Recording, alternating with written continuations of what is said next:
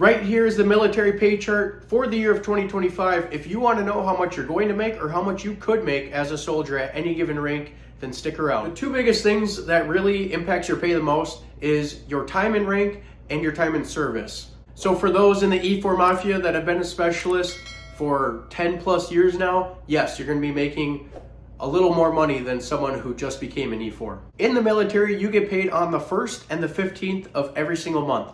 So when I'm talking about each rank getting paid for that month, they are going to be getting 2 paychecks, so basically kind of bi-weekly in a sense, and that total is going to be cut in half. So if I say that a soldier is going to be making $3,000 a month at this rank, that means on the 1st they're going to get $1,500, and on the 15th they're going to get another $1,500. An E1 that has been in for less than 4 months is going to be making $1,949 a month.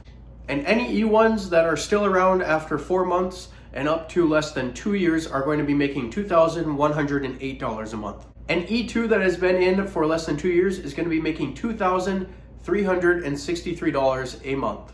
An E3 is set to make $2,485 a month.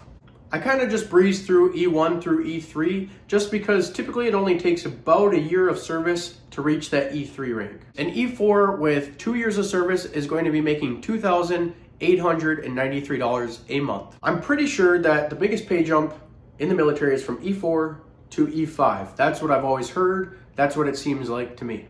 Which really does kind of make sense because you are jumping from that junior enlisted side over to that non-commissioned officer side. An E5 with over 2 years of service is going to be making $3,204 a month. Now something cool I just want to touch on is we started at the E1 and now we've made it to E5, and the difference in that pay is right around $1,000 a month.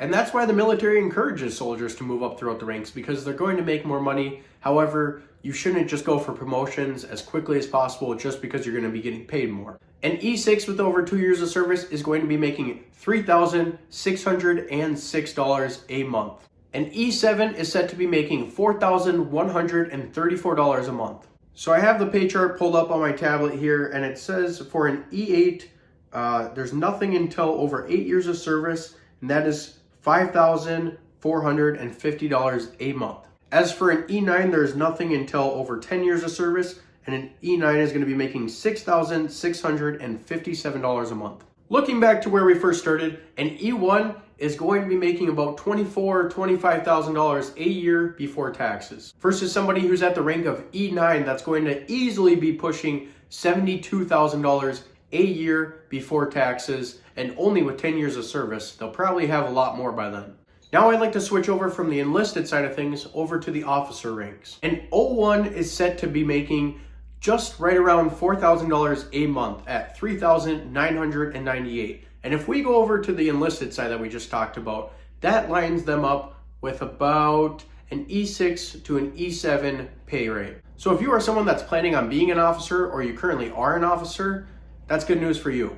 An O2 is set to be making $4,607 a month. For an O3, you could expect to be making $5,332 a month. For an O4, you would make $6,064 a month. And for an O5, I will stop here for the officer ranks, $7,078 a month.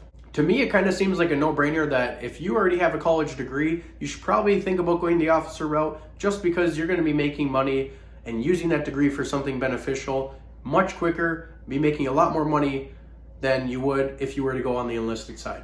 When you really break it down and calculate military pay, it's a lot more complicated than this, because if you're active duty, the military pays for your housing and your food, and if you're married, if you live on base, or if you live in the barracks, and there's just all this different stuff that how much money you see in your account reflect on different things that the military pays for.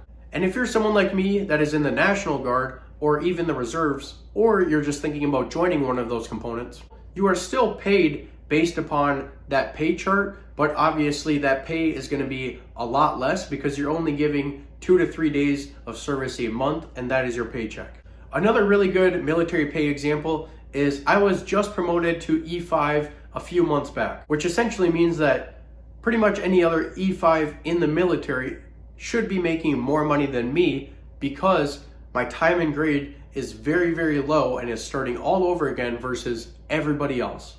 I believe that's all I have for you today, so please leave a like on the video to help out some other soldiers see this video. Comment something down below, whether that's military pay related or just military in general. And also, please subscribe, you guys. We're trying to get to 1,200 subscribers. If you would like to support me, here is my merchandise. Go to this website. It is myshopify.seanmillette.com. Go check out my 3 different merch designs.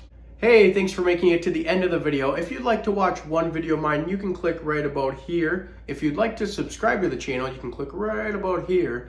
And if you'd like to watch a different video of mine, you can click right about here.